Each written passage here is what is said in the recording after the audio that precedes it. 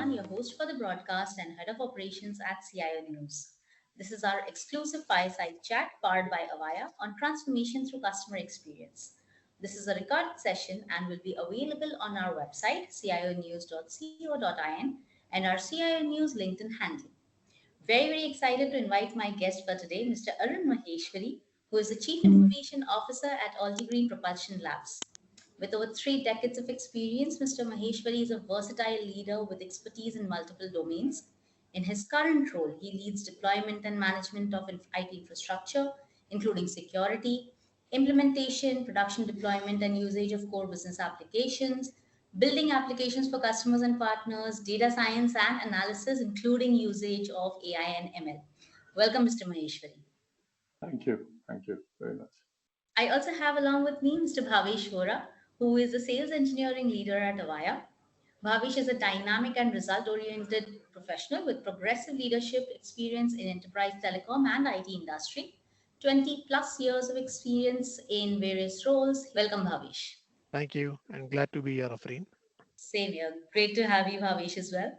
So, let's just begin. And Mr. Maheshwari, my first question to you would be, as a chief information officer and with, so many number of years of experience that you would have seen an evolution in technology. And, it would have started at a very nascent stage. And now we are in a world which would not function without technology. So, with the current growth in technology, how important has it been to migrate to the cloud? And what factors do you consider while migrating to cloud? Right. So, of course, I'm very come from a time when we didn't even have laptops. So, clearly things have changed a lot. But coming to your question, the cloud for me at least is always the starting point, the default. So, my question is always we go to the cloud for anything that we want to do. And if we don't want to, then there has to be a clear reason of why we are not wanting to do it, go to the cloud with it. But of course, cloud is also comes with cost. So one has to be very sensitive at the beginning itself, and there has to be continuous effort at cost optimization.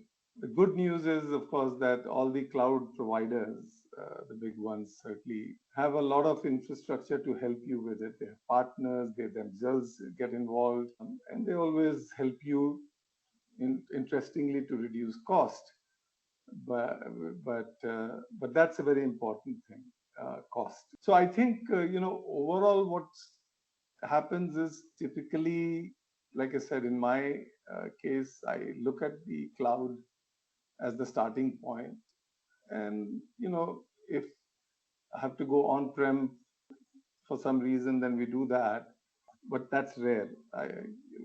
More often it would end up being some sort of hybrid. Great. I think, yes, when it comes to cost effectiveness, cloud is the go to option when it comes to, whenever there is an infrastructure requirement, I'm sure on that. And also, as you said, that, when it comes to satisfying your internal as well as external customers or partners. So, yes, very essential that, it fast paces whatever you are trying to deliver to them. So very true there. And again, because when we are talking about customers, be it internal or external, we always have the next keyword, which is experience. So on that note, Bhavish, over to you. Would you want to kind of chip in? Yeah, sure. So I think good insight, Mr. Arun. So I just want to build on the cloud before I ask my question. I think today, I think in automobile company like yours, probably obviously ERP systems will be there, CRM systems will be there. There'll be some customer service solutions. And you said, by default, you're looking at cloud because now today most ERP, CRM vendors provide cloud-based solutions. At some point in time, you must have migrated from on-prem to cloud if you are a old company. But if you're a new company, definitely you have started with cloud only. So that was an advantage for us. We were, of Yeah, course, a new company. a new company. Yes. So yeah, so we didn't really have a Mm, whole lot of migration kind of challenges, which mm, clearly, of course, a lot of well-established players would have that, and that comes with its own challenges. They need to be managed. These are manageable challenges, but they have to be correct. managed. But in my experience, of course, I didn't have to do that. So that's good. So okay, so let's take the second point as a theme of today's workshop, which is customer experience. So I mean, having said that, you have started with cloud and being an automobile company, we had a brief chat. So what are the customer service points you measure, you know, right from purchase, maybe it is a B2B, B2C, and probably maybe the service through a dealer network, or maybe providing service through a call center for a long time. Customers would use it Hmm. for not just one transaction, but for a couple of years, a typical automobile. So if you can Right. describe the whole customer service scenario and how you measure it, it'll be very useful. Sure. For me, customer experience first and foremost is still about people. Technology, of course, to aid and support and provide the data and insights to people to of course be more effective, more efficient, smarter at it.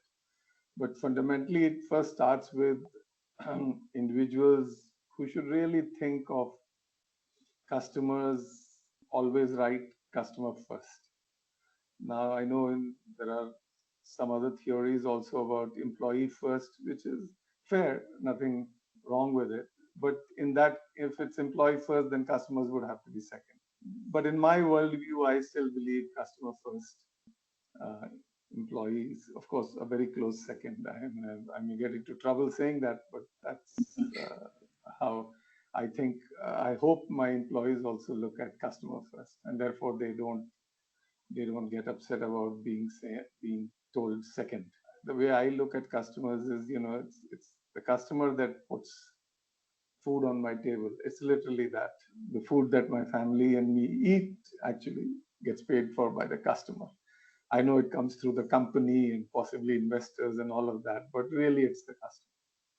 And so I think that way. So I like to make sure that the team around me also gives that importance. And as a culture, we think of customers as so once you have that culture established, once you have organization culturally thinking of customers as the most important for your business, and then you start to look at various measurements, points of measurements.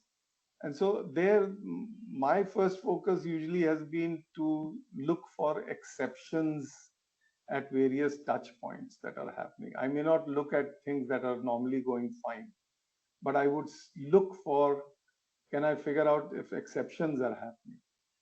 Where, simple thing, for example, a customer is asking for an update. I think that's always wrong.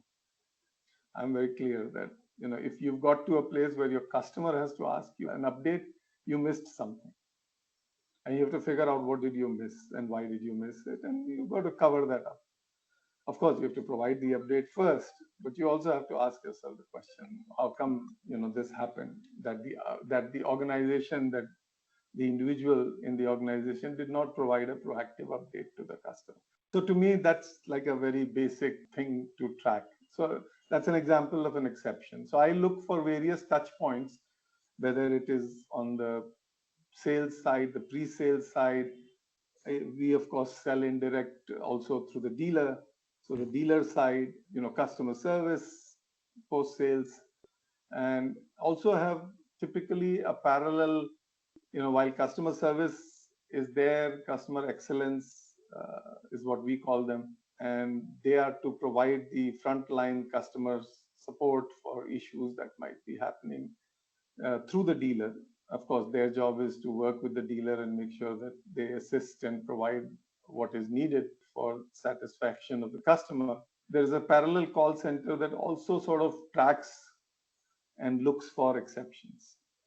So some of that is based on sort of statistical sampling. Some of it is dipstick type thing. But that's the kind of thing in customer experience I focus on. And of course, on the positive side, what I look for is a simple answer as yes. Are you happy? And the answer should be yes. If there's an answer yes plus, but maybe I wish, that means something got missed. And so again, an exception that you need to focus on. If it's a simple yes, to me, that's the answer. That's what we should strive for.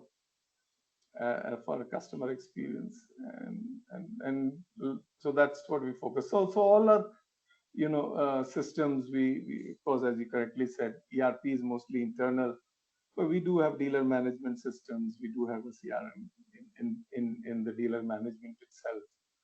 Uh, we also have some internal support systems where once the tickets start, then they flow into the organization at various places and they are tracked. They're tracked for timeliness and exception. And of course, responses to our customers. That are we being proactive? Are we being is the customer asking us for an update and then we provide, or we just do it before they even think of it? So those are the kinds of things that we focus on.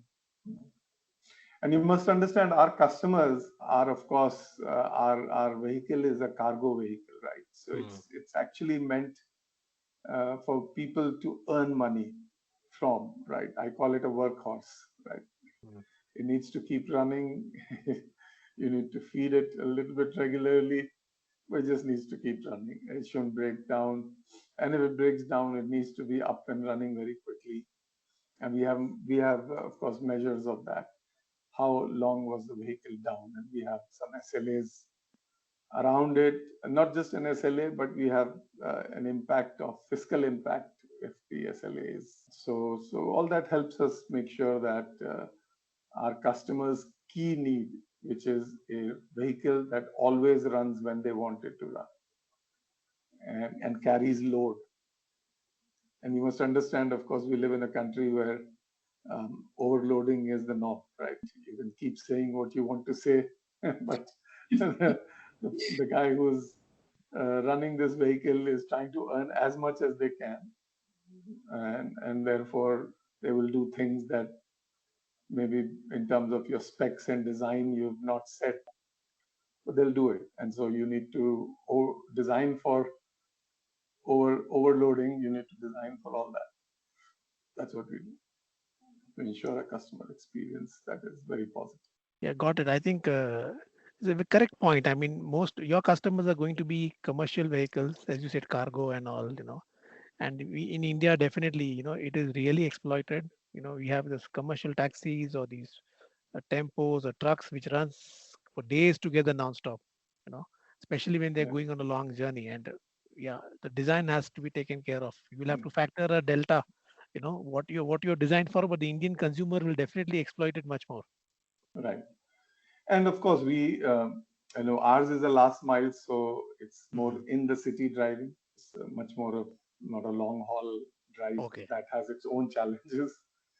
But even short haul comes with its uh, own challenges. So, but that's our focus is last mile. So I think good. What you also said is something very interesting, that your customer service strategy is more about proactive.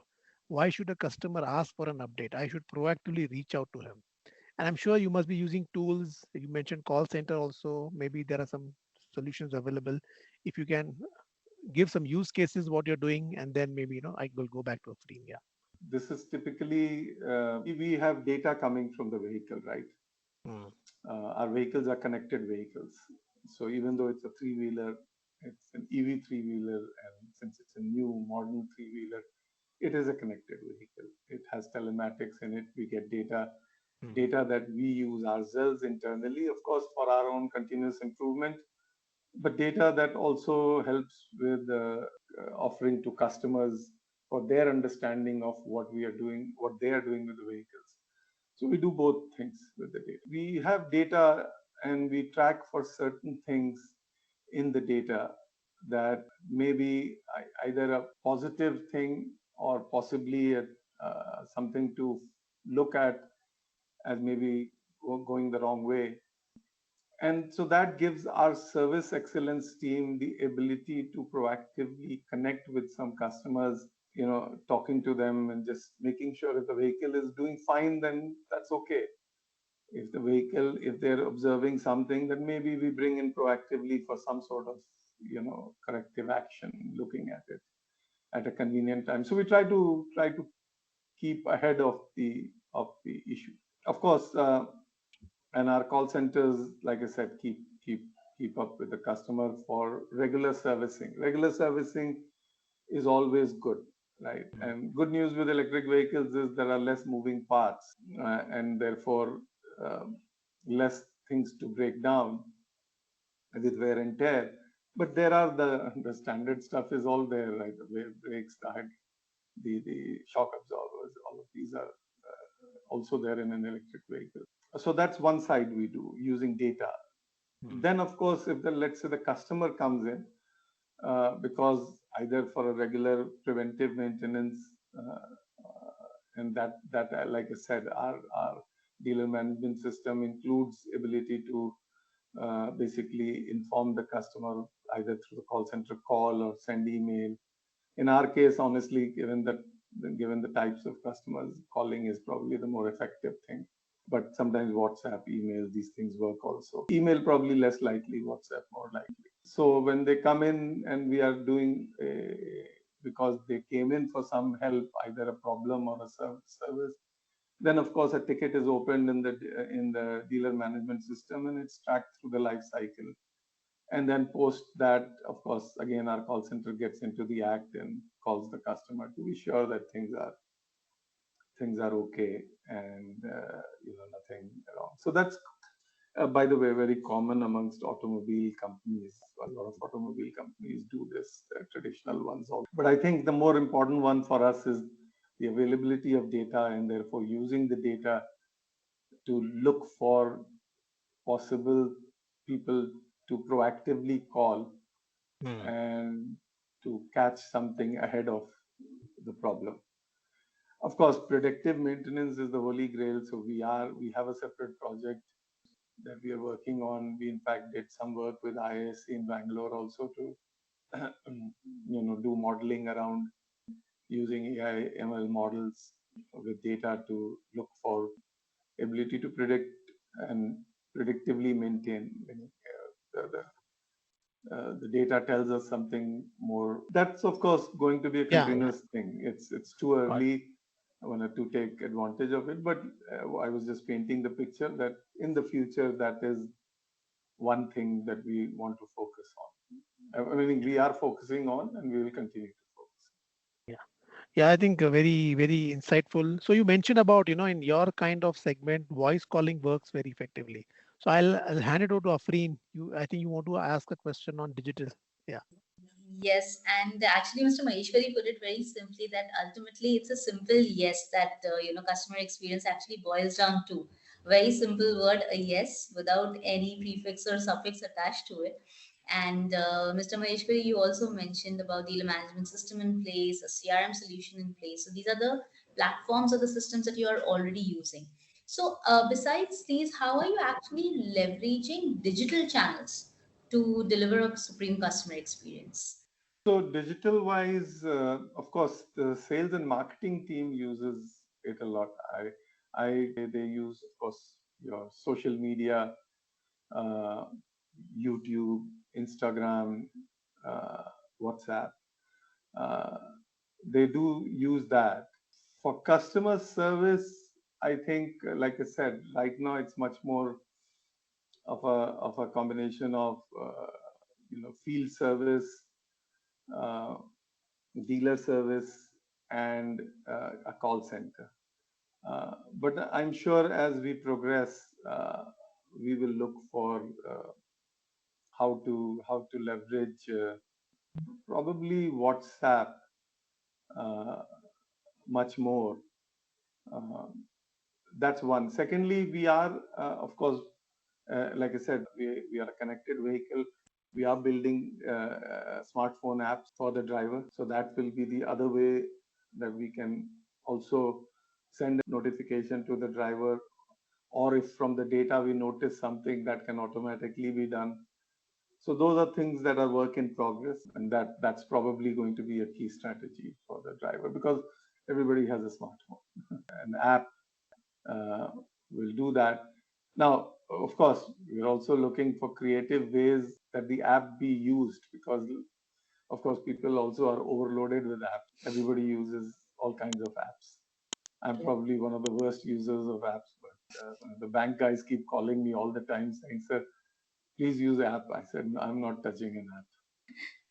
I fine with a laptop and logging into your website." So, anyways, but for our customers, of course, the apps are important, and we will leverage them. We will also have to ensure that the apps have something creative, innovative in it for the driver to actually want to use it, because most of the time they are probably using YouTube or Instagram, Facebook, or something like that. Probably YouTube the most, my guess, while they are driving, listening to songs, maybe even watching a movie. Watching a movie probably not a good idea while driving, but I'm sure it happens. It does. It does. In fact, you mentioned about enhancement of technology and also, how we can actually leverage data that we get to kind of predict and preempt and be more proactive. So I think, Bhavesh, that's your cue for your question. Yeah, I think the digital channels, WhatsApp is going to be extremely popular, and this is what is happening. Mr. Arun, you brought up an interesting point. I mean, there is a reluctance to install number of apps. How many apps I will put on a mobile device? So basically, for every service, if it's Swiggy, Zomato, Uber, your banking applications, if I buy a vehicle, if I have to put an app, so I think instant messaging is becoming very popular. Send a Hmm. notification on WhatsApp, and from WhatsApp, you send a URL, then it opens a browser on the mobile, and then you can do some transaction over there. That trend is kind of becoming very popular, while customers Hmm. insist on app. Okay. So if you're a heavy user, like Swiggy is something you use probably 2-3 times a week. Swiggy, Zomato. People who book cabs, they will use multiple times. But bank, I don't want to use every day. Maybe this vehicle maintenance I may not want to do. So maybe digital channels work more over there. This is what I've heard from a lot of our No, customers. that's a Yeah, good point. Maybe you're yeah, right that you send a simple notification, and if once that catches interest of the customer, then yes, get deeper into it. Otherwise, you know, try to keep it light. correct, correct. Good, very good point. Yeah, Yeah. So I think I wanted to go to the last question. I mean, you touched sure. upon briefly about use of AI and ML, in maybe in the manufacturing and customer service. Electric vehicles, we all know. I mean, I don't own an electric vehicle, but I know a very good friend who has a two-wheeler, and Hmm. when he charges it every day in the apartment, on his mobile phone, he comes to know whether it is charged or not charged. And Right. as you rightly mentioned, all data is going to the probably a service center or the manufacturing setup. The condition of the vehicle, I think it started with Tesla, and most of electrical vehicle, they work more or less same way. So are you using some kind of AI technology, ML, in overall customer satisfaction, customer service of the owner? Oh yeah. Yeah. So Mm, we're starting to. We have a data team, and we are actively working on various use cases. Like I said, predictive maintenance is our holy grail. That yes. so it's work in progress, but that will take time. Now, in parallel, so for example, one of the common things, and that's probably a very Indian thing in driving, is we accelerate too much too quickly and we slam the brake very soon after that, because there isn't too much road to, Cover. free road to go, especially in the city, right? It's the most common habit. And unfortunately, you know, in traditional vehicles, that's the recipe for bad mileage. And even in electric vehicles, that's the recipe for bad mileage. We Our data says that's probably the biggest factor in the efficiency of the vehicle. Mm, We used to think there were many other things that were more important, but surprisingly, we found that sharp acceleration, deceleration is the most common reason for difference between vehicles that are doing very great in terms of efficiency and vehicles that aren't doing as mm, much for efficiency. So we are doing, based on that, learning a lot of driver training, driver certification, um, hoping uh, to change, their behavior. Now, when I am first Indian driver ought to be blamed for this. It's sort of like that song, right? The first Indian guy who got married should be blamed for marriage. It's the same thing here, I always scratched my head as to how to change, driving behavior, Yeah, yeah. but it just seems to be there. It just seems to be there and seems to be changing very rarely. But we are trying. We are trying to incentivize. So, for example, telling some of our fleet customers that maybe pay your drivers a little extra if they show sustained good driving scores for, let's say, a week or Mm. whatever works for you, month, week, whatever. So these are where we are using, of course, a lot of AI, ML. We are doing modeling. We're trying to build models to figure out, how to score the driving, because it's, I mentioned the two important ones, but there are many other factors, right? Mm. So we extensively use uh, AI models and various use cases. As I said, driving score uh, is the big one. Then we are looking at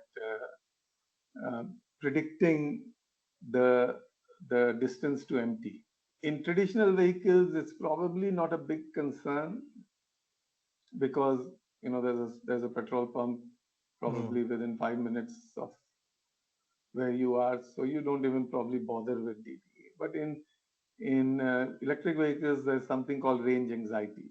Even if you have 50% charge, 30% charge, how much am I going to be able to drive more is a big question. Now, good news with cargo usages, it's actually range anxiety is not a big deal in cargo, but as soon as you get into passenger, it will. And so we are working on much better algorithms, artificial, using AI ML to improve those algorithms to be as accurate as possible on the distance to empty. Because, like I said, for electric vehicles, that's a little more important than traditional Yes. vehicles, Yeah. given that charging infrastructure is not going to be at the same level as petrol pumps anytime soon. Those are things that we are working on. Battery health, of course. Yeah. The other thing is, in an EV, half of the cost of the vehicle is the battery. So for the customer also, it's important. They want to be sure that, hey, I don't have to replace this battery very soon. Part of it is addressed through ensuring warranties to create the comfort in the customer that, hey, should something even go wrong, you don't have to. But we also, but because it's warranted, we also want to know the state of health of the battery. And predicting that also requires fairly smart techniques, a lot of data crunching, because you have to look at a long history and you have to look at factors that are affecting the state of health of the battery, and then you have to model it, and then you have to use data to then predict for others, right, the state of health. So the state of health is important. So these are the few things that we are focused on, certainly, and it's AIML is an important part of that Yeah, article. no, that's a very good data point because I think EV doesn't have that problem because you're really not worried about the average. But in my own experience, and even if you see my friends and cousins and brothers and all, whenever we are talking to a dealer, we always ask this question: what is the optimum speed I should drive to get the best mileage? Hmm. And you always hear a different answer depending on the service advisor. And so if you can really give data, that if I'm driving in Bangalore city, you know my route, and an EV vehicle would know. So depending on the route and the way I'm driving for a few weeks or months, I think you can give very useful insights. What kind of speed I should be driving? What those inputs could be really Yeah, and useful because it helps me actually, save cost. Yeah, yeah, actually, personal vehicles, a lot of them have it already. yeah. Right, the vehicle I drive, it gives me continuous feedback of what Mm. kind of mileage am I getting, and I modulate my behavior on that. I can see myself. It's probably the only thing in the dashboard that I look at. I don't You're care right. for the rest. The Um, new vehicles come with that. Yes. yeah, but it's the same kinds of things that you have to give Mm. in three-wheelers also, which are, like I said, they're traditionally considered workhorses. they're very price sensitive. So you have to be careful. You don't go overboard with technology and increase the price. So you have to find the right balance. But continuous feedback is probably the only way behavior might change. What's called the nudge theory, right? You nudge people into changing Yeah. slowly but steadily, and eventually you get to the right place. So yeah, those are the kinds of places where we will have to use artificial intelligence, AI, ML modeling a lot, because it'll depend on a lot of data. Then it has to be modeled and predicted. Okay. Thank you very much. That was the last question Sure, from my side. Over sure. to you, Afreen. Yeah. Great. Thanks, Bhavesh. Mr. Maheshwari, thank you so much. This was really great inputs. I think My understanding it pleasure. from a wheel perspective, I think it's been new to me. So yes, it's Okay. given enough information. All So right. any last thoughts or any best practices that you would like to share with our viewers? No, not. I don't know whether I have any great insights, but in my experience, like I said, making sure there is a culture of customer centricity in real terms, not.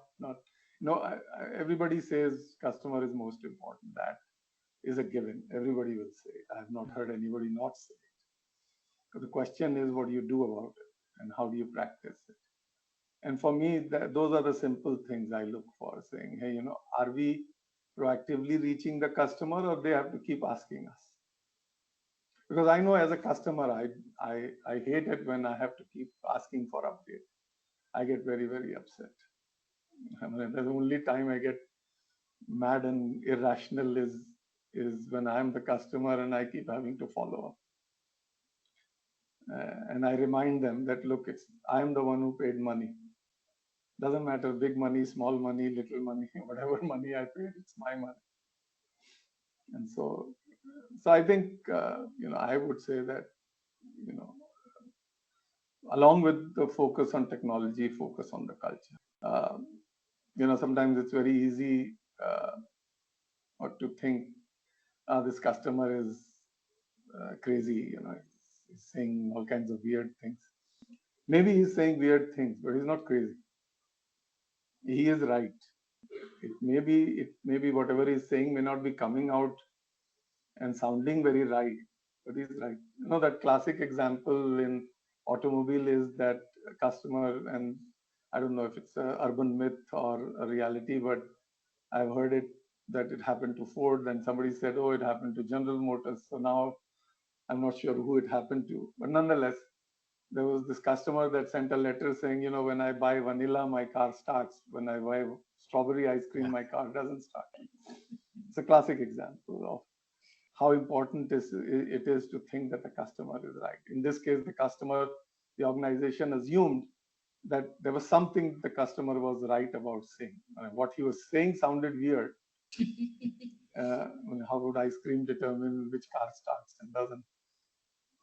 And so they spent the time following up, and they found the problem. And it truly was the case. Then when the guy went and bought vanilla, car worked. When he bought strawberry, it didn't work. So, I always remember that story, especially in automobile, because this comes from the automobile Yeah.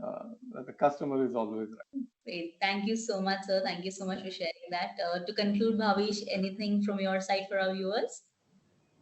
No, all good. I think a good conversation with Mr. Arun. Very good insights. I think I would personally look forward to again catching up with him again. Yeah. Yeah. It was nice talking to you guys also. And thank you very much for the opportunity. And of course, good luck with your initiatives. Thank you so much, sir. Thank you so Sure. much. With that, we come to an end to the session. Thank you All so right. much.